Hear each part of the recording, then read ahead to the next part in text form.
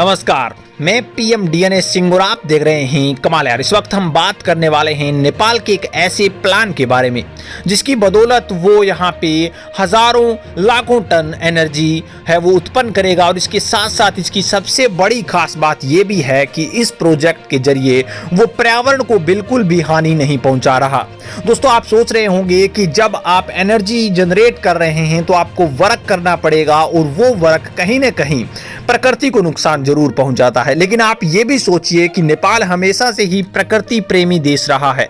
वो प्रकृति को नुकसान पहुंचाना नहीं चाहता और वो जब भी प्रोजेक्ट लाता है तो उस समय यहाँ पे पर्यावरण प्रदूषण या फिर प्रकृति को नुकसान पहुंचाने वाली बातों को यहाँ पे अच्छी तरह से नोट करता है और उन्हें कम से कम करने का प्रयास करता है। कुछ ऐसा ही यहाँ पे कर रहा है नेपाल। और आप देखेंगे कि आने वाले दिनों में यहाँ पे जो ये प्रोजेक्ट इनका सक्सेस हो जाएगा तो भारत और श्रीलंका और इसके आसपास के जितने भी देश हैं उसमें भी ये प्रोजेक्ट वर्क करता हुआ नजर आएगा।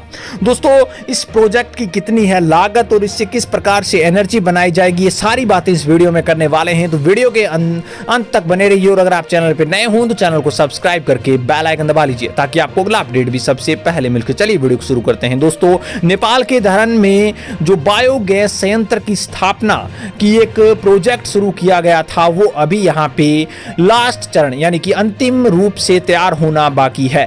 और जैसे ही वो कंप्लीट हो जाएगा तो उससे नेपाल को काफी ज्यादा फायदा होने वाला है। मैं आपको बता दूं कि पावरी परियोजना में पूरा होने के बाद यह नगरपालिका और उसके आसपास के अंदर जो क्षेत्रों में जमा हुआ कचरा है उसे रिसाइकलिंग करने का काम करेगा और बायोगैस और जैव उर्वरक का उत्पाद करेगा। दोस्तों, इससे तीन फायदे तो आपको यहीं से पता चल जाते हैं। एक तो ये कि जहां पे कूड़ा करकट है वो उसका निपटारा करेगा। दूसरा फायदा ये कि बायोगैस का उत्पादन कर घरेलू यहाँ पे कनेक्शन भी किए जा सकते हैं या फिर इसके अलावा बायोगैस के बहुत से उपयोग हैं। वाहनों में आप यूज कर सकते हैं, घरेलू कार्यों में आप यूज कर सकते हैं या फिर किसी इंडस्ट्रियल वर्क में भी आप इसका यूज कर सकते हैं। तो दूसरा फायदा ये हो गया। तीसरा फायदा ये है कि जैविक उर्वरक भी इससे बनेगी जिसके कारण जो कृषि के क्षेत्र हैं वहां पे ये उर्वरक काम में ली जाएगी। तो आप सोच सकते हैं कि तीन फायदे तो यहाँ पे ही हो गया है। प्लांट कंस्ट्रक्शन कनेक्शन यहाँ पे इंजीनियरिंग विवेक अग्रवाल ने कहा है कि तिहाड़ फेस्टिवल के बाद प्लांट कचरे को रिसाइकलिंग और बायोगैस और फर्टिलाइजरिंग का उत्पादन शुरू भी कर देगा। और इंजीनियर अग्रवाल का कहना है कि संयंत्र में लगभग दैनिक आधार पर 50 टन कचरे को रिसाइकल किया जाएगा, जो कि दोस्तों बहुत बड़ी मात्रा में एक क्षमता हो जाती है। जो कि ऐसा लग रहा है कि ना केवल एक धरान क्षेत्र का बल्कि उसके आसपास के सभी क्षेत्रों का कचरा निपटारा करने में ये सक्षम है। अगर संयंत्र पूरी क्षमता से संचालित होगा तो यहाँ पे 1200 किलोग्राम बायोगैस और 400 किलोग्राम जैविक उत्पादन जो उर्वरक होता है वो उत्पादन होगा।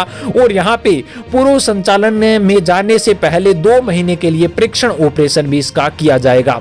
अब मैं आपको बता दूं कि दोस्तों संयंत्र के पर्यवेक्षक मदन कृष्ण ने यह भी कहा है कि कंपनी का लक्ष्य रसायनों का उपयोग किए बिना कचरे का पुनर्चक्रण करना है और पौधे को भी इस तरह से डिजाइन किया जाएगा।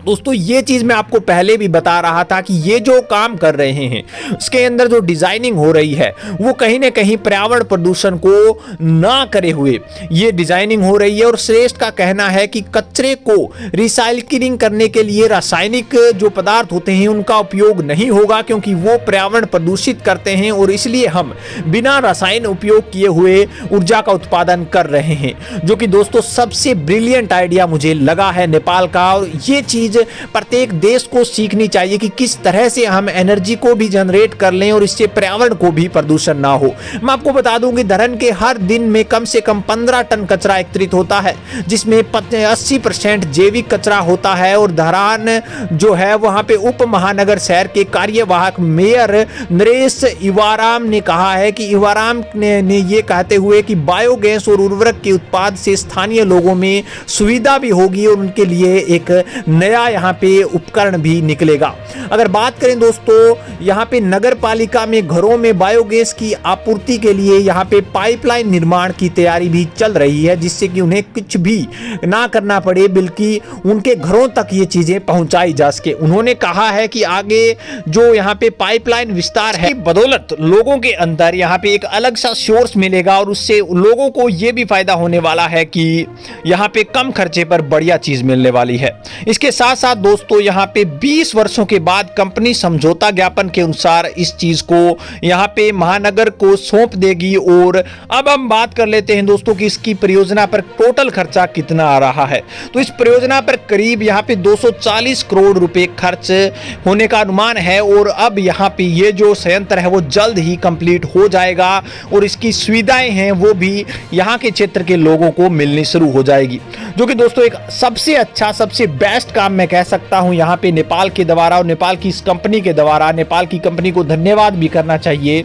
और इस तरह के प्रोजेक्ट यहाँ पे ना केवल नेपाल में जबकि प्रत्येक देश में, दुनिया के हर एक देश में लाने चाहिए, जिससे कि पर्यावरण प्रदूषण भी बच सके और इसके साथ साथ हमारी एनर्जी भी जो है वो जनरेट हो सके, जिससे कि हम अपना काम भी चला सकें और पर्यावरण को कोई नुकसान ना हो। दोस्तों आपकी क्या राय इसके बारे में अपने विचार कमेंट सेक्शन में जरूर लिखिए। चलिए आज के लिए इतना रखते हैं, आगे कोई नया अपडेट मिलता है फिर आपके सामने। वीडियो को लाइक कीजिए, शेयर कीजिए और अगर आप चैनल पर नए हो तो चैनल को सब्सक्राइब करके बेल आइकन दबा लीजिए ताकि आपको वो अपडेट भी सबसे पहले मिल